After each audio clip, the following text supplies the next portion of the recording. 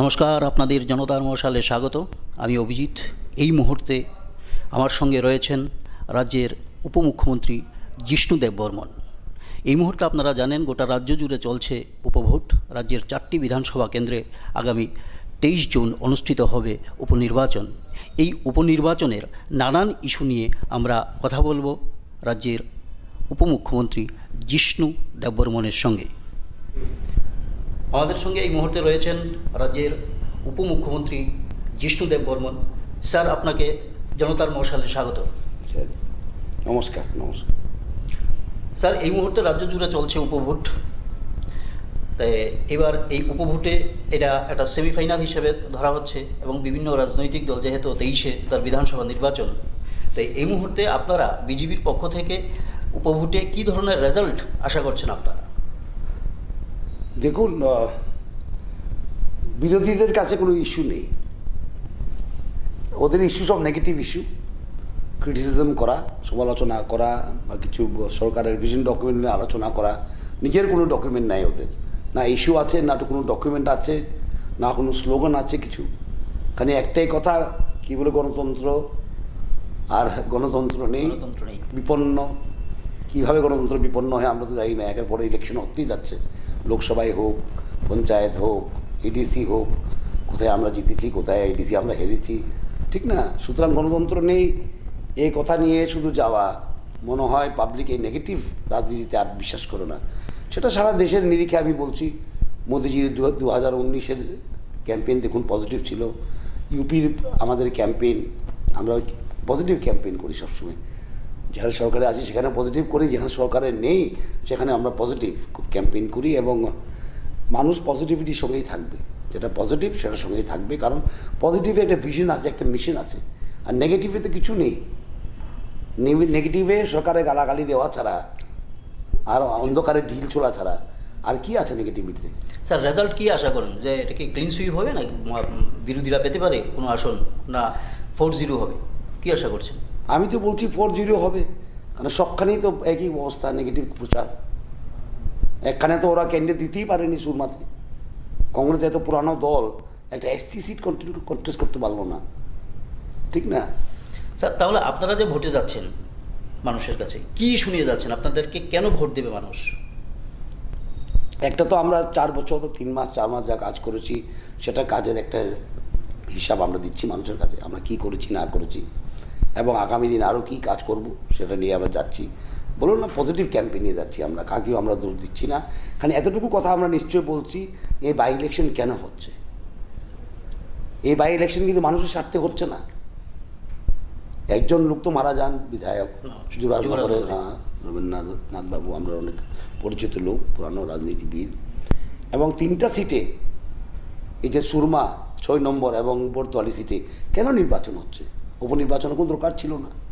সবই তো এমএলএ ছিল, শাসক পক্ষের সবাই তো আপনাদের এমএলএ ছিল। হ্যাঁ, ওদের বের হয়ে যাওয়ার ইস্যুটা কি? আজ অবধি স্পষ্টীকরণ দিল না ওরা। কেউ মুন্ডন করে বলে পাপ করেছে বিজেপি করে। উনি আবার আমাদের বাই ইলেকশনেরও প্রার্থী ছিলেন। তাদের তো বক্তব্য হচ্ছে যে দলের স্বাধীনতা নেই, এই কারণেই তারা দল ছেড়েছে। কংগ্রেস দল তো এভাবেই ছেড়েছিল, তৃণমূলও এভাবেই ছেড়েছিল। নতুন তো কথা কেন বলছে না? দীর্ঘদিনের আমাদের সঙ্গে তো ওনাদের সম্পর্ক কম দিনের, 2জন এমএলএ। কংগ্রেস দল কেন ছাড়লো? কথা তো এই ছিল। স্যার, বিরোধীরা যেটা বলছে যে ভিশন ডকুমেন্টের অনেক কিছুই হয়নি, কিন্তু আপনারা বলছেন যে অনেক কিছু হয়েছে। কিভাবে দেখবেন বিষয়টাকে? দেখুন, আমি আপনাকে খুব স্পষ্টভাবে বলতে চাই, প্রত্যেক নির্বাচনের আগেই একটা ইশতেহার ছাপানো হয়। কেউ থেকে ম্যানিফেস্টো বলে, কেউ ইশতেহার বলে, কেউ ভিশন ডকুমেন্ট বলে। এভাবে আমাদের ভিশন ডকুমেন্ট আছে, এবং আমার নয় ত্রিপুরা রাজ্যের ইতিহাসে এই ভিশন ডকুমেন্ট সবথেকে চর্চিত, সবথেকে আলোচিত, সবথেকে এটা নিয়ে চর্চা হয়, আলোচনা হয়, ক্রিটিসিজম হয়। আমরা খুব আনন্দিত যে আমরা এত ভালো ভিশন ডকুমেন্ট করেছি যেটা নিয়ে চর্চা হয়। এর আগে সিপিএমের ভিশন ডকুমেন্ট কেউ দেখতো না, বা ম্যানিফেস্টো। ইলেকশন শেষ, এটা চলে যেত ডাস্টবিনে। আর এ কি, 8-এ যা ছিল 13-তে তাই, 13-তে যা ছিল 18-তে তাই, কার্বন কপি করে দিত। সুতরাং ভিশন ডকুমেন্টের হয়েছে কি হয় নাই সেটা আমরা 5 বছরে আমরা উত্তর দেব জনগণের সামনে। সেটা বানানো হয়েছে জনগণের জন্য, কোনো সাংবাদিকের জন্য না, বা কোনো অপোজিশন পার্টির জন্য না। সেটা আমরা 100 বার আমরা জবাব দেব। ভিশন ডকুমেন্ট করার কোনো প্রশ্নই ওঠে না, ছাপা ডকুমেন্ট, সার্কুলেটেড ডকুমেন্ট, সেটা প্রচারও করা হয়েছে। সুতরাং আমরা কতটুকু পেরেছি কতটুকু পারিনি মানুষ যাচাই করবো, এটা না, উই আর রেডি, আমরা লুকাচ্ছি না কোনো জিনিস। Sir as a deputy CM হিসেবে যে ভিশন ডকুমেন্টের ধরুন কত পার্সেন্ট কাজ সরকার এখন পর্যন্ত করেছে? দেখুন পার্সেন্টেজ নিয়ে আমরা কথা বলবো না, আমরা অনেকটা করেছি, ভাতা আমরা করতে যাচ্ছি। কী ছিল ভাতা আগে? আমরা যখন এসেছিলাম 700 টাকা ছিল, এখানে 1000 টাকা করেছি আমরা, 1000 থেকে এখন 2000 টাকা করতে যাচ্ছি 2 মাসে, 2-3 মাসের মধ্যে। সো আপনি যদি বলতে চান 700 থেকে 2000 টাকা মানে প্রায় 3 গুণ, 100 টাকা 3 গুণ না। কোনো সরকার ভারতবর্ষে করেনি, এটা আমরা করছি, ঠিক না? অনেকগুলি প্রকল্প কেন্দ্র দিয়েছে আমাদেরকে, সেখানে আমরা আবার অনেক সাবসিডি বাড়িয়ে দিয়েছি। যেমন কি PM কুসুম, যে সোলার পাম্প দেওয়া হচ্ছে গ্রামে গ্রামে সেচের জন্য, সেটা সেন্ট্রাল কী বলে একটা স্কিম, সেখানে 50% কিষাণ দেবে, 50% কে দেবে না, 50% গভর্নমেন্ট দেবে। একটা 1 হর্স পাওয়ার সোলার পাম্পের দাম কত? 2.5 লক্ষ টাকা। কিষাণের কত দিতে হবে? 1,25,000।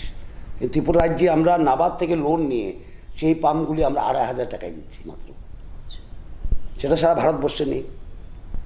হাউজিং সারা ভারতবর্ষে নেই, যে মাটির দেওয়াল থাকলে, টিনের ছাদ থাকলে সেটা কাঁচা ঘর বলে বিবেচিত হয়। প্রাইম মিনিস্টার আবাস যোজনায় সারা ভারতবর্ষে নেই। প্রধানমন্ত্রী নরেন্দ্র ভাই মোদীজি আমাদের জন্য করে দিয়েছে। CPM যেখানে 2 বছরে 17-18, 16-17 বছর, অর্ধেক বছরে 3,333টা ঘর বানিয়েছে, সেখানে আমরা বানাচ্ছি আজকে 2,35,000 ঘর। তো সুতরাং হয়নি কিছু বা কিছু করছি না, সেটা হয়তো অন্ধকারে ঢিল ছোলা, ঠিক না, বুঝেও না বোঝা, চোখ বন্ধ করে রাখা, সেটা দিয়ে রাজনীতি হবে না। লাস্ট মাইল ডেলিভারি কতটুকু দিয়ে পেরেছি আমরা, সেটা দিয়ে নির্বাচন হবে না। মানুষে গিয়ে পৌঁছেছে কি পৌঁছে না, সাক্ষী মানুষ, কারণ দেব মানুষের জন্য। মানুষ স্যার, যে বিষয়টা বিরোধীরা প্রথম থেকে বিভিন্ন বিরোধী দলগুলি যে সন্ত্রাসের অভিযোগ তুলতে শুরু করেছে, সেই বিভিন্ন নির্বাচনের আগে তারা তুলে থাকে, এবারে তুলছে। এবং গতকাল রাতে আমরা দেখলাম আপনার এক সময়ের কলিগ সুদীপ রায় বর্মন আক্রান্ত হয়েছেন। টোটাল এই বিরোধীদের এই যে সন্ত্রাস ইস্যু নিয়ে কী বলবেন, তাদের যে অভিযোগ? দেখুন, মানুষ যখন পলিটিক্যালি ব্যাংক্রাফ্ট হয়ে যায়, দেউলিয়া হয়ে যায়, রাজনৈতিক দেউলিয়া, তখন হয় কি, পাগলের প্রলাপ। সন্ত্রাস হচ্ছে, একটা ঘটনা ঘটে গেছে, আমরা ভাবি এটা না হলে ভালো, কিন্তু আমাদের মন্ত্রী সুশান্ত চৌধুরী আজকে এটা সম্বন্ধে বিবৃতি দিয়েছেন, প্রেসমিট করেছেন, স্পষ্টীকরণ দিয়েছেন। এরপরে আমার বলার কিছু থাকে না। আমি এতটুকুই বলতে চাই আপনাদের মাধ্যমে, যে প্রাক্তন MLA যিনি আঘাত পেয়েছেন বা কোনো ইনজুরি হয়েছে, উনি সুস্বাস্থ্য যেমন আবার ফিরে পান, ভালো হয়ে যায়, অনেক ক্যাম্পেইন করেন, ওনার ক্যাম্পেইন ভালো মতো চালান। আমি এটার জন্য ভগবানের কাছে প্রার্থনা করি ওনার সুস্বাস্থ্যের জন্য, অতটুকুই বলবো। আর সন্ত্রাস কোথায় সন্ত্রাস হচ্ছে? সন্ত্রাস কোথায় হচ্ছে? সন্ত্রাস হচ্ছে চিৎকার কোথায় হচ্ছে? ওরা বলুক না কোথায় হচ্ছে। আমি তো দেখি পত্রপত্রিকায় প্রায় বিবৃতি দেয় সন্ত্রাস হচ্ছে, এই হচ্ছে। আপনি যদি লোক যদি না করতে পারেন, এটা মানে এটা না যে বিজেপি আপনাদেরকে বাধা দিচ্ছে না। আপনার মিটিংয়ের লোক যদি না আসে, কাকে দোষ দেবেন? আপনি রুলিং পার্টিকেই দোষ দেবেন, কারণ আপনার ইস্যু নেই। প্রবলেম তো ইস্যু নেই, আপনাদের ইস্যু নেই কিছু, খালি ভিশন ডকুমেন্ট। সেটা তো আমাদের ভিশন ডকুমেন্ট। আপনাদের কি ডকুমেন্ট আছে? আপনারা কি করতে চান? ঠিক না, খালি শ্বাসকষ্ট, গণতন্ত্র নেই, এই নিয়ে তো আর রাজনীতি নেই আমাদের। CPM আমলে আমরা দেখেছি আগে থেকেও, খালি নেই দিয়ে রাজনীতি। সুতরাং এই নেই রাজনীতি আর চলে না। আর যখন না চলে তখনই কি হয়, সরকারকে বলে সন্ত্রাস, এই সেই, মিটিং করতে পারছি না, এই করতে পারছি না। পারবেন না, কারণ আপনাদের কাছে ইস্যু নেই। আর বিরোধী দল, আমি বারবার বলছি, অনেক চ্যানেলকেও বলেছি, আপনাকেও বলেছি, যারা বিরোধী দলে আছে CPIM, ওরা কি বিরোধী দলের ভূমিকা পালন করছেন? অ্যাসেম্বলিতে করছেন, অ্যাসেম্বলির বাইরে করছেন? কিছুই করছেন না। অ্যাসেম্বলিতে ভিতরে দেখি কোনো ডিবেট নাই, খালি ওয়াক ইন ওয়াক আউট, গলাতে কাগজ ঝুলিয়ে বের হয়ে যায়, আবার আসে, আবার আরেকটা কাগজ ঝুলিয়ে আবার বের হয়ে যায়। তো আপনাদেরকে ভোট দিয়েছে মানুষ কীভাবে বিরোধী দল হিসাবে, আমাদেরকে ভোট দিয়েছে ট্রেজারি বেঞ্চে, ঠিক না? সরকারের যেমন ভূমিকা আছে, অপোজিশন পার্টিরও ভূমিকা আছে, সেটাই পালন করতে পারছে না। সেটাই তো পালন করতে পারছে না বিগত 4 বছরে। পালন যদি বিরোধী দল যদি তার ভূমিকা না পালন করতে পারে, সেটা সরকারের উপরে দোষ চাপিয়ে দেওয়া, এই রাজনীতি তো ঠিক না, এদের বিভ্রান্তিকর রাজনীতি। নিজের ভূমিকা পালন করতে পারছে না বিরোধী দল, কোনো একটা বড় কী বলে আন্দোলন করতে পারছে না, ইস্যু নেই, মানুষের কথা বলতে পারছে না, অ্যাসেম্বলিতে বলবে না ওরা। ইস্যুহীন রাজনীতি, ইস্যুহীন রাজনীতিতে ইস্যু কি, গণতন্ত্র নাই আর কি, আতঙ্ক, কোথায় আতঙ্ক? আমাদের মিটিংয়ে হাজার হাজার লোক আসছে, কোভিডের সময় আমরা ত্রাণ দিয়েছি বাড়িতে বাড়িতে গিয়ে, কোথায় আতঙ্ক, কোথায়? স্যার এইবারের বিধানসভা নির্বাচনে যেমন মূল প্রতিদ্বন্দ্বী এই 4টা কেন্দ্রে আপনারা কাকে ধরছেন? দেখুন, এই প্রশ্ন বিজেপির কাছে করা ঠিক না, কারণ আমরা বিজেপির যারা আছি দীর্ঘদিন ধরে আমরা বিশ্বাস করি যে আমরা সংগঠনের শক্তিতে লড়ি। কে বিরোধী না বিরোধী এটা আমরা চিন্তা করি না, বিরোধী কত শক্তিশালী আমরা কোনোদিনও বিচার করি না, আমরা বিচার করি আমরা কত শক্তিশালী, আমাদের কি ফল্ট আছে সেটা আমরা রেকটিফাই করার চেষ্টা করি। সেটা আমাদের রাজনীতি বিজেপির বহুদিন ধরে। এই জন্য আমরা বলি পার্টি উইথ ডিফারেন্স, এই কারণে যে আমরা সবসময় কী করবো, আমাদের দুর্বলতা কোথায় আছে সেটা আমরা ঠিক করব। কে বিরোধী কে বিরোধী না, আমরা কীভাবে বিরোধী না, বিরোধীর কথা চিন্তা করে আমরা রাজনীতি করবো, এরভাবে বিজেপিতে রাজনীতি করি না আমরা কোনোদিনও। আমাদের লুপহোলসগুলি যেখানে আমাদের কী বলে দুর্বলতা আছে সেটাকে আমরা বন্ধ করি, সেটাকে আমরা কার্যকর্তা দিয়ে কীভাবে করানো যায় কাজটি সেটা দেখি আমরা। We are busy with our own party, not thinking of rivals, ঠিক না? আমরা স্যার আরেকটা বিষয় যে গত কিছুদিন আগে আমাদের এই রাজ্যের মুখ্যমন্ত্রী পরিবর্তন হয়েছে, বিপ্লব কুমার দেব ছিলেন, এখন ডক্টর মানিক সাহা আছেন। উভয়ই আপনার কলিগ, উভয়ের নেতৃত্বেই আপনি একজনের নেতৃত্বে কাজ করছেন এই মুহূর্তে, আরেকজনের নেতৃত্বে করেছিলেন। তো উভয়ের ক্ষেত্রে আপনার মূল্যায়ন কি, দুজনের ক্ষেত্রে আপনার চোখে দেখা? দেখুন, মূল্যায়ন করা আমরা কাজ না, এটা মানুষের কাজ গণতন্ত্রে। আমি ডেপুটি চিফ মিনিস্টার হিসাবে চিফ মিনিস্টারের মূল্যায়ন করা কাজ আমার না, সেটা আমাদের কেন্দ্রের নেতৃত্ব করে এবং মানুষ করে, ঠিক না? আর আমরা সবের সঙ্গে, আমরা পার্টির পুরান লোক, বহুদিন ধরে পার্টি করেছি, পার্টি যা বলবে এভাবে আমরা কাজ করব, কারণ আমরা বিশ্বাস করি পার্টির উপর। Party is very successful party, very successful party, ঠিক না? অনেক পোলের পণ্ডিতরা বলেছিল এই স্টেট হারবে, ওই স্টেট হারবে, এভাবে জোট হবে, এভাবে কি বলে হবে, ম্যাথমেটিক্স। কিন্তু আমরা বিশ্বাস করি এবং মোদিজিও বিশ্বাস করে, politics is not all about mathematics, it is also about chemistry, ঠিক না? মানুষের মনে আমরা কীভাবে প্রভাব ফেলতে পেরেছি, এই জন্য আমরা কী করি, আমাদের কার্যকর্তাদের আমরা কী শেখাই, সেবাই সংগঠন। তো অনেকজনের জন্য যারা পোলের পণ্ডিত আছে, যারা বিশ্লেষণ করে ম্যাথামেটিক্স দিয়ে করে, সমাজপাতি বহুজনপাতি একসঙ্গে হয়ে গেছে, সঙ্গে লালু আছে, তো কি হবে? বিজেপি কিন্তু এভাবে আমরা অ্যানালাইসিস করি না, আমরা ভাবি ম্যাথামেটিক্স তো আছেই, ম্যাথামেটিক্সের সঙ্গে কেমিস্ট্রিও আছে। ত্রিপুরা রাজ্যে দেখুন কেমিস্ট্রি দেখুন, কারণ ইস্যুহীন বিরোধী, কেউ বলছে শ্বাসকষ্ট, কেউ বলছে ডেমোক্রেসি নেই, ভারতবর্ষে ডেমোক্রেসি নেই, তো কোথায় আছে ডেমোক্রেসি? কোথায় আছে ডেমোক্রেসি? ত্রিপুরা রাজ্যে ডেমোক্রেসি নেই, তো কীভাবে আমরা এডিসি মাথা জিতলো, কীভাবে মাথা জিতলো এডিসি? আমি হারলি ডেমোক্রেসি নেই আর আমি জিতলি ডেমোক্রেসি খুব উত্তম, এভাবে তো হয় না। এটা তো আপের জন্য কেজরিওয়াল ছিল, ও বলতো ইভিএমের গোলমাল, ইভিএম যখন কী বলে আমরা জিতি বলে ইভিএমে সব কি ডক্টর হয়ে গেছে, আর ওরা যখন দিল্লি জিতলো আমরা 7টা সিট পেলাম বলে ইভিএম খুব ভালো।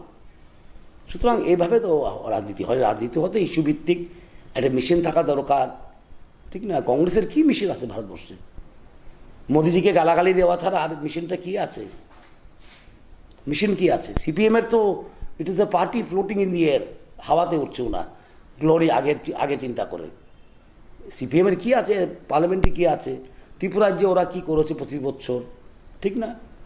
আমরা 4 বছরে কী করেছি বলেছি, দু একটা জিনিস ওরা বলুক না। স্যার আপনার সিপিএম এবং কংগ্রেসকে নিয়ে বলেছেন আপনি, কিন্তু এই মুহূর্তে রাজ্যে তৃণমূল কংগ্রেস মাথা গোজানোর চেষ্টা করছে এবং আজকেই সাংবাদিক সম্মেলন করে তৃণমূল কংগ্রেসের যিনি সর্বভারতীয় সাধারণ সম্পাদক অভিষেক বন্দ্যোপাধ্যায়, উনি আজকে বলেছেন যে ত্রিপুরাতে এই মুহূর্তে গণতন্ত্র নেই এবং যতদিন না পর্যন্ত তিনি ত্রিপুরার গণতন্ত্র পুনরুদ্ধার না করতে পারে ততদিন তৃণমূল কংগ্রেস ত্রিপুরার মাটি কামড়ে এখানে লড়াই করবে বিজেপিকে পরাস্ত করার জন্য। কী বলবেন? উনি বক্তব্য খুব ড্রামাটিকভাবে দেন, ড্রামাবাজি খুব ভালো জানেন, কম বয়সের নেতা, ভালো। উনি আগে গণতন্ত্র স্থাপন করুক পশ্চিমবঙ্গে, পশ্চিমবঙ্গে কতটুকু গণতন্ত্র আছে সেটার মাপকাঠি উনি গণতন্ত্রের মাপকাঠিটা কি পশ্চিমবঙ্গ যদি হয়ে থাকে তবে তো সব বড় হবে ত্রিপুরা রাজ্যের। গণতন্ত্রের মাপকাঠি যদি পশ্চিমবঙ্গ থেকে নিয়ে আসতে হয় তো ভারতবর্ষেরই সব বনাশ হবে। সেখানে কি হচ্ছে আমরা সবই জানি, প্রেস তো ভালো করে জানে নির্বাচনের পরে কী হয়েছে। আর উনি প্রেস কনফারেন্স করতে খুব ভালোবাসেন। আমি দেখি যে আগে প্রেস কনফারেন্স ওনার বিগ ফ্লপ বলেছে, উনি এখন মিউনিসিপ্যালিটিতে নিজেই বিগ ফ্লপ হয়ে গেছে। আমি 15 দিন অন্তর অন্তর আসবো, 15 মাস পরেও আসতে চাই না। ওনার সমস্যা অনেক, উনি বক্তব্য ভালো রাখেন, ভালো বক্তব্য দেন, দেখতে ভালো, গলার টোন ভালো, কিন্তু কাজটা কি এমন একটা নেতার হাতে উনি পতাকা দিয়ে গেলেন তৃণমূলের। ওনাকে তো আমরা বলি কি রাজনৈতিক পর্যটক, 5-6-7টা পার্টি করে ফেলেছেন, ঠিক না?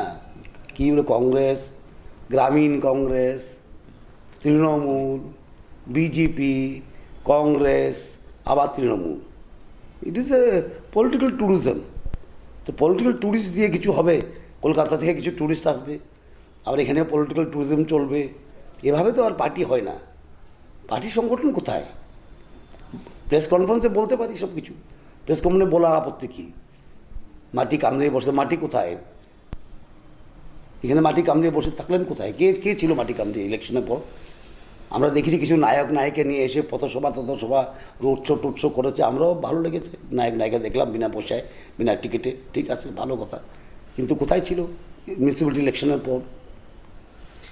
স্যার, সম্প্রতি সিপিআইএমএল এর একজন নেতা সরাসরি তিনি বলেছেন যে বিজেপিকে ভোট না দেওয়ার জন্য, এবং পৃথকভাবে তিনি কিছু কেন্দ্রে, যেমন 6 আগরতলায় কংগ্রেসকে ভোট দেওয়ার জন্য, এবং 8 টাউন বর্দোয়ালিতে কংগ্রেসকে ভোট দেওয়ার জন্য, 46 সুরমাতে তিপ্রামদাকে ভোট দেওয়ার জন্য, এবং যুবরাজনগরে সিপিআইএমকে ভোট দেওয়ার জন্য এরকম তিনি আবেদন করেছেন সরাসরি। কি বলবেন সে বিষয়টা নিয়ে? দেখুন, এটা দিয়ে পার্টির শক্তি বোঝা যায়। একটা 25 বছরের রুলিং পার্টি ত্রিপুরা রাজ্যের অন্য পার্টির জন্য ভোট দিতে বলতে হয়, এটার অবস্থা দেন কি, কত জীর্ণ অবস্থা, এটা কত কন্ডেম অবস্থা, এটা বোঝা যায়, ঠিক না? 25 বছর যে সরকার চালিয়েছে, এর আগে 10 বছর নিপেন বাবু ছিল, 35 বছর, এখনও অপোজিশনে বসে আছেন। ওনাকে গিয়ে বলতে হয় কংগ্রেসকে ভোট দাও, মতাকে ভোট দাও, হ্যাঁ, তৃণমূলকে ভোট দাও। উনি করছেন কি মাল্টি পার্টি ক্যাম্পেইন? আমরা তো এমন ক্যাম্পেইন কোনো শুনিনি, মাল্টি পার্টি ক্যাম্পেইন। এটাই অবাক কাণ্ড। তো ওদের অবস্থা কি, ওদের নেতার কথাতেই বোঝা যাচ্ছে ভিতরে কিছুই নেই। স্যার, পাহাড় রাজনীতি নিয়ে এই মুহূর্তে তিপ্রামথাতে বিজেপির অভিযোগ ছিল যে তিপ্রামথা সন্ত্রাস করছে, বিভিন্ন জায়গায় ঝামেলা হচ্ছে, যে তিপ্রামথার সম্পর্কে আপনার কি মূল্যায়ন এই মুহূর্তে? দেখুন, একটা রিজিওনাল পার্টির স্পেস আছে ত্রিপুরা রাজ্যে, আমরা দীর্ঘদিন দিয়ে রাজনীতিতে, এবং আগে টিউজিএস ছিল, গণমুক্তি পরিষদও আগে আলাদাই ছিল, আইএনপিটি হয়েছে, আইপিএফটি হয়েছে, এটা আঞ্চলিক পার্টির জায়গা আছে ত্রিপুরা রাজ্যে, তাই আঞ্চলিক পার্টি হয়েছে। আঞ্চলিক পার্টির হলো আপিলটা হলো লিমিটেড, ন্যাশনাল পার্টির কী বলে ইনফ্লুয়েন্সটা অনেক বড় না, সুতরাং তুলনা হয় না। ওদের জায়গা থেকে ওরা রাজনীতি করছে, ওদের ডিমান্ড আছে, ওদের ডিমান্ড গ্রেটার ত্রিপুরা ল্যান্ড, সেটা সম্বন্ধে আমি যেটা বুঝি না সেটা বলা হয়তো ঠিক না। যে উনি বলেছেন উনি বোঝাবেন ওটা কী। স্যার, সুরমা কেন্দ্রে এই মুহূর্তে তিপ্রামথা প্রার্থী দিয়েছে সঙ্গে, কিন্তু কি মনে হয় যে সুরমা কেন্দ্রে বিজেপি এবং তিপ্রামথার কি সেখানে লড়াই হবে, না সেখানে সিপিআইএমের সঙ্গে লড়াই হবে? কারণ এইটা সুরমা কেন্দ্রে এবার প্রার্থী যেটা দিয়েছে তিপ্রামথা, সেটা তাদের জন্য অ্যাসিড টেস্ট 23-এর আগে। দেখুন,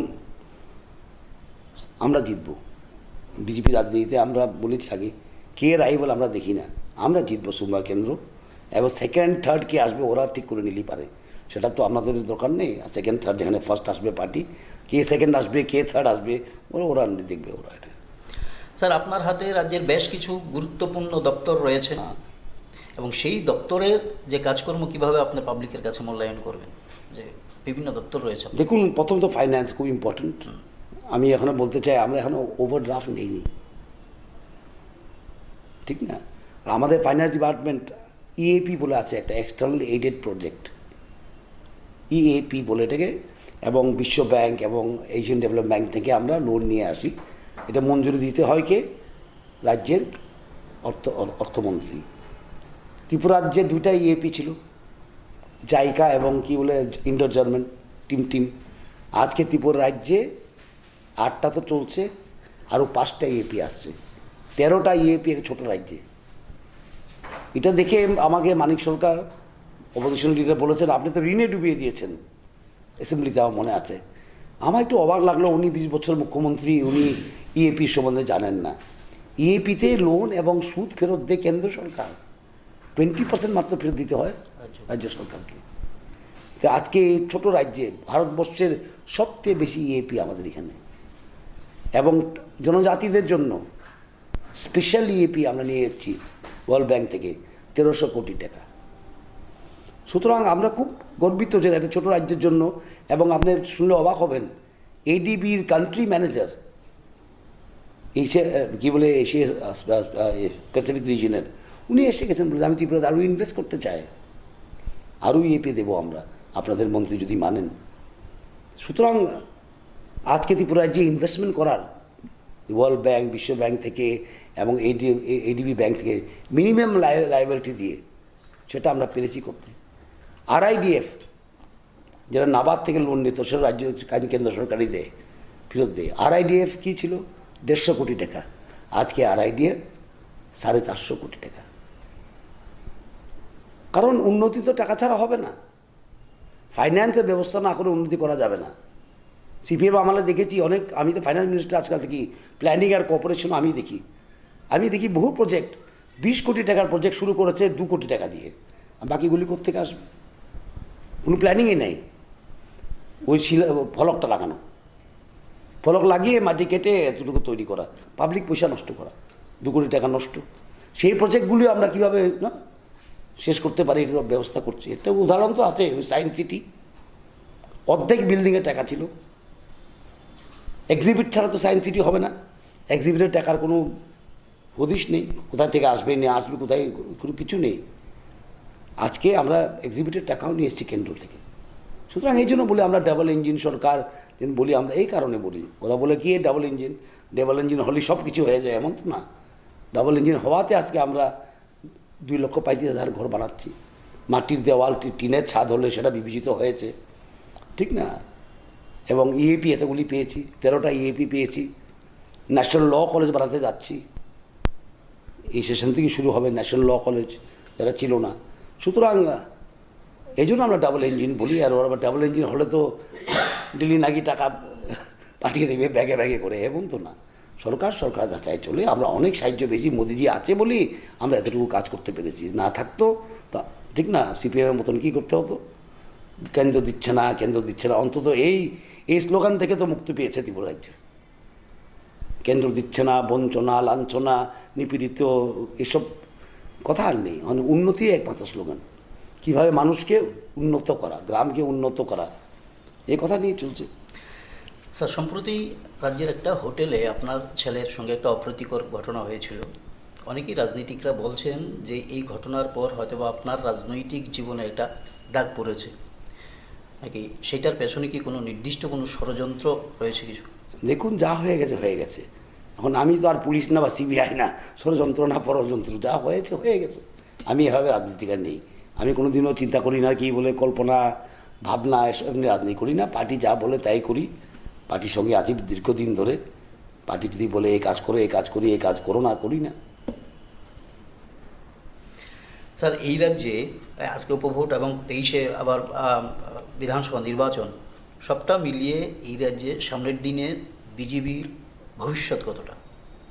বিজেপি শাসক দল বিজেপির, অর্থাৎ 23-কে সামনে রেখে, মানে 23-কে কি ক্ষমতায় আসার ক্ষেত্রে পূর্ণাঙ্গ শক্তি নিয়ে আসতে পারবে? আমি তো না আসার কোনো কারণ দেখি না। এত কাজ করেছি আমরা 4 বছরে, ভিশন ডকুমেন্টের উত্তরও আমরা দেবো, হিসাব দেবো পাবলিকের কাছে সময় মতে, ঠিক না? আর অন্য পার্টির অবস্থা যখন দেখি ওরা তো কী বলে রাজনৈতিক ব্যাংক্রাপসি, কোনো কিছুই নেই। খালি মোদিকে বকাবকি দেওয়া ছাড়া, এ সরকারের ক্রিটিসিজম করা ছাড়া, গণতন্ত্র নাই এই কথা বলা ছাড়া আর তো কোনো স্লোগান, কোনো কিছু দেখি না। না ভিশন, না মিশন, না কোনো ডিবেট, না কোনো ডকুমেন্ট, কিছুই তো দেখি না। শুধু দেখি কি, যদি আমি কোনো বিরোধী দলের নেতাকে কথা বলতে দেখি, তখনই শুরু হয় কি গণতন্ত্র নাই। আপনার বিধানসভা নির্বাচনে দীপ্রা মথার সঙ্গে কি বিজেপির কোনো জোটের সম্ভাবনা আছে কি? দেখুন, রাজনীতিতে রাজনীতি এক জায়গা থাকে না, ডাইনামিক্স না, ডাইনামিক। সুতরাং আগামী 1 week is a very long time in politics. এক সপ্তাহ রাজনীতির জন্য অনেক দীর্ঘদিন। সুতরাং দেখা যাক কী হয়, আগের কী হয় না হয় দেখব। কেন্দ্রীয় নেতৃত্ব বিবেচনা করবে, আমরা রাজ্যের নেতৃত্ব আমরা ইনপুটস দেব, তারপরে দেখা যাবে এটা পদক্ষেপ নেওয়া হবে। তার সর্বশেষ প্রশ্ন, উপভোটে রাজ্যের মানুষ বা ভোটারদের প্রতি আপনার কি বার্তা থাকবে? বার্তা আমার একটাই, যে যারা ইস্যুহীন, যাদের কাছে কোনো ইস্যু নেই, যারা এই বাই ইলেকশনটাকে জোর জবস্তি করিয়েছে মানুষের উপর আননেসেসারি, মানুষকে না জেনারেল ইলেকশনের 6 মাস আগে আবার কি হলো বাই ইলেকশন। কেন বাই ইলেকশন? একটা কেন্দ্র ছাড়া, একটা কেন্দ্র উনি নেই আজকে, রমেন্দ্রবাবু আমাদের বিশেষ বন্ধুবল, আমাদের এবং খুব পুরানো রাজনীতিবিদ, উনি নেই। আর 3টা কেন্দ্রে তো অনর্থক। একজন তো মাথা মুন্ডন করে কি করলো, এটা বিধায়ক করে কেউ এরকম? আর 2জন কি করলো? একজনকে তো আমরা হেলথ মিনিস্টার দিয়েছিলাম, উনি অভিজ্ঞ বলে ওনার সঙ্গে কথা বলতাম আমরা সব বিষয়ে, ওনার মত নিয়ে কাজ করতাম, ওনার শ্বাসবস্ত হওয়ার কোনো ব্যাপারই ছিল না। আমরা তো অবাক। ওনাকে আমরা বলছে আমাকে উপমুখ্যমন্ত্রী দিচ্ছিল, আমাকে এই দিচ্ছিল সেই দিচ্ছিল, আসলে তো ওনাকে ড্রপ করতে হলো, আমরা বাধ্য হয়ে আমরা ড্রপ করতে হয়েছে ওনাকে। তারপরেও পার্টিতে ছিলেন উনি আবার শ্বাস নেওয়ার জন্য কেন কংগ্রেসে গেলেন আমি বুঝলাম না। আর সঙ্গে আছে আরেকজন, ওনার স্ট্যান্ড কি তা আজ অব্দি বুঝিনি। ওনার স্ট্যান্ড কি, ওনার কি শ্বাসকষ্ট হয়ে গেছেন, নাকি মন্ত্রিত্ব না পেয়ে গেছেন, না কী কারণে গেছেন, আজ অব্দি স্পষ্টীকরণ দেননি। এবং যে ক্যান্ডিডেট আজকে 6 নম্বরের, উনি 5 বারের বিধায়ক, একবার তো বিজেপি টিকিটে জিতেছেন, বিজেপি ফ্লোরে, বাকিবার তো অনেকজনে বলে অনেকভাবেই জিতেছেন উনি, আমি বলতে চাই না। আর বাকি 4 বার ওনার জেতার সম্বন্ধে অনেক কথাই আছে, কারণ কংগ্রেস আমরা দেখলাম একই চেহারা জিতে একই চেহারা হারে, ঠিক না? কংগ্রেসে এমএলএ আর বদল হয় না, দেখি এক গ্রুপ হেরে যায় আর এক গ্রুপ জিতে যায়, 10টা পার্মানেন্ট একটা পিকচার হয়ে গেছে। মানুষের নানা রকম কথা বলে, সেটা না বললেই পারি আমি। কিন্তু উনি এই 5 বারে কি কাজটা কী করেছে আমি বললাম না। উনি এই হিসাব দেওয়া দরকার। আজকে ডেভেলপমেন্টাল পলিটিক্স চলে, প্রোগ্রেসিভ পলিটিক্স যদি করতে চান, ঠিক না, যদি উনি আজকে দিনের প্রোগ্রেসিভ পলিটিক্স করতে চান, বেশিরভাগ যুবকরাই আজকে ভোটার ভারতবর্ষে। ওল্ডেস্ট সিভিলাইজেশন, ইয়াংগেস্ট কান্ট্রি আমরা, সত্যি পুরাতন সভ্যতা, কিন্তু youngest country, youngest voter 65% youngest voter আমাদের। অ্যাসপিরেশনাল, মানুষ চায় উন্নতি, মানুষ আর দরিদ্র থাকতে চায় না, বঞ্চিত থাকতে চায় না, এসব সিপিএমের স্লোগান শুনতে চায় না মানুষ আর, ঠিক না? মানুষ চায় কি বলে, ভালো করে থাকতে, ভালো করে বাঁচতে। সুতরাং এই ভূমিকায় ওনার বক্তব্য কি, উনি 5 বার দিন এমএলএ ছিলেন, উনি করেছেন কি? উনি আবার বললেন আমি জনপ্রিয়তা লাভ করেছিলাম, তো জনপ্রিয়তা লাভ করেছেন তো ছাড়লেন কেন, ঠিক না? উনি ছিলেন 13-14 মাস বা 16 মাস মন্ত্রী, 14 মাস আমার ভুল না হয়ে থাকে। উনি আরও কাজ করলেই পারতেন। ওনার যারা কনস্টিটিউন্সির লোক আছে, ওনার জন্য অনেক কিছু করতে পারতেন উনি, এই মান অভিমান না করে, ঠিক না, মান অভিমান কি বলে ক্ষমতার লড়াই না করে উনি অনেক কিছু করতে পারেন। মানুষের সেবা করার সুযোগ পাওয়া বড় কথা। আমরা রাজনীতি করি, অনেকজনে এমএলএ হতে পারে না, অনেকজনে মন্ত্রী হতে পারে না। আমরা কিন্তু ভাগ্যবান, আমরা মন্ত্রী হয়েছি, এমএলএ হয়েছি, মানুষের সেবা করার সুযোগ পেয়েছি ভাবি আমরা। উনি যদি এই সুযোগটাকে যদি ক্ষমতার লড়াইয়ে কাজে না লাগাতো, আজকে 6 নম্বরে অনেক উন্নত হতো। তো 6 নম্বরে বছরের কাছে বিশেষ করে আমার আবেদন, যে উন্নতির চোখে থাকুন। যে এমএলএ উন্নতি করতে পারবে, যে মন্ত্রী হয়ে আপনাদেরকে লেট ডাউন করবে না নিজের কি বলে স্বার্থের জন্য, এমন একটা ব্যক্তির সঙ্গে থাকা দরকার। স্যার, সর্বশেষ, ত্রিপুরা রাজ্যের মানুষ জিষ্ণু দেববর্মনকে কবে এই রাজ্যের সিএম হিসেবে দেখতে পাবে? দেখুন, এটা পার্টির সিদ্ধান্ত নেই, ঠিক না? আমি কবে হব না হব, সিএম হওয়ার জন্য তো আমরা বিজেপিতে করিনি। আমরা যখন বিজেপিতে যোগ দিয়েছি, তখন আমরা ভাবতে পারিনি আমরা মন্ত্রী হব। আমি তো ভাবি অনেক কিছু প্রাপ্তি হয়ে গেছে আমার, যেটা আমার আশা ছিল না। বিজেপি করার সময় আমার বয়স ছিল মনে হয় 38, 39, তখন তো আমরা ভাবতেও পারিনি বিজেপির মন্ত্রিসভা হবে একদিন। কিন্তু আমরা আজকে বুঝতে পারি, যারা প্রোগ্রেস কী বলে অগ্রগতির সঙ্গে চলে, যারা পজিটিভ অ্যাটিটিউড, ওরা ক্ষমতায় আসবেই। আজকে প্রমাণ করে দিয়েছে এটা। আমরা যখন অপোজিশনে ছিলাম, অপোজিশন পার্টি ছিলাম, ছোটো পার্টি ছিলাম, তখনও আমরা বলতাম, ন্যাশনালিজমের কথা বলতাম, উন্নতির কথা বলতাম, 370-র কথা বলতাম, শুধু বাইক ধরে বকাবকি করতাম না আমরা। ঠিক না? সুতরাং আজকে যতটুকু পেয়েছি পার্টির জন্য পেয়েছি, পার্টির সঙ্গে আছি, এবং এই বয়সে তার কোথায় যাওয়ার প্রশ্ন ওঠে না। আর যাবো কি কিছুর জন্য, যে পার্টির কোনো কিছুই নাই কারো। আর মুখ্যমন্ত্রী বা কি মন্ত্রী না সে মন্ত্রী, এটা তো সাবসিডিয়ারি, অনেক পরে আসে। আগে পার্টির কার্যকর্তা হওয়া দরকার। পার্টির যে আইডিওলজি দিয়ে আমরা পার্টি করেছি বহুত দিন, সেটা যেমন ত্রিপুরা রাজ্যে স্থাপিত হতে পারে, এটার জন্য আমরা কনসার্ন। মন্ত্রী হওয়ার জন্য কনসার্ন অনেক থিং, পলিটিক্স করি, সবই পছন্দ হয় মন্ত্রী হতে, অন্য ব্যাপার। কিন্তু ফার্স্ট অ্যান্ড প্রাইমারি কাজ হলো আমাদের পার্টির আইডিওলজি স্থাপন করা ত্রিপুরা রাজ্যে, এবং পার্টিকে শক্তিশালী করা ত্রিপুরা রাজ্যে। কারণ এই আইডিওলজি ত্রিপুরার উন্নতির আইডিওলজি হবে। ত্রিপুরা এটা ইটালিয়ানও হবে না, চাইনিজও হবে না, এটা ইন্ডিয়ান আইডিওলজি হবে, নেশন ফার্স্ট আইডিওলজি, ঠিক না? এটাকে ত্রিপুরা রাজ্যে স্থাপন করা, সেটাই আমাদের কাজ। মন্ত্রী হিসাবে করি বা কার্যকর্তা হিসাবে করি বা কি বলে এমপি হিসাবে করি, কাজ একটাই। মুখ্যমন্ত্রী হিসাবে করলেও এই কাজই আমাদের, কাজটা একটাই, পার্টির আইডিওলজি স্থাপন করা, ন্যাশনালিজম স্থাপন করা। ভারতের কি বলে, ভারত যেমন আবার জগৎ সভায় শ্রেষ্ঠ আসন নিতে পারে সেটার ব্যবস্থা করা, ত্রিপুরার যেমন শ্রেষ্ঠ স্টেট হয় সেটা ব্যবস্থা করা। যেখানেই থাকি, পার্টিতে থাকি, মন্ত্রী থাকি, মুখ্যমন্ত্রী থাকি, কেন্দ্রীয় মন্ত্রী থাকি, কাজ আমাদের একটাই, যে যার মতন এই কাজটাই করে। থ্যাংক ইউ স্যার, আমাদের আজকে দীর্ঘ সময় একটু সময় দেওয়ার জন্য আপনাকে অনেক অনেক ধন্যবাদ। এই মুহূর্তে আমাদের সেই কথোপকথন অনুষ্ঠান সেটা শেষ হয়েছে। আমাদের সঙ্গে ছিলেন রাজ্যের উপমুখ্যমন্ত্রী জিষ্ণু দেববর্মন। কিন্তু উপভোট নিয়ে উপমুখ্যমন্ত্রী জিষ্ণু দেববর্মন যে বার্তা দিয়েছেন, যে উনি চাচ্ছেন এবং ওনার যে আশা, যে উপভোটের 4 কেন্দ্রের যে ফলাফল তা হবে 4-0, অর্থাৎ বিরোধীরা এই উপভোটে আবার হোয়াইট ওয়াশ হচ্ছে, তারই কিন্তু বার্তা দিলেন রাজ্যের উপমুখ্যমন্ত্রী জিষ্ণু দেববর্মন। নমস্কার।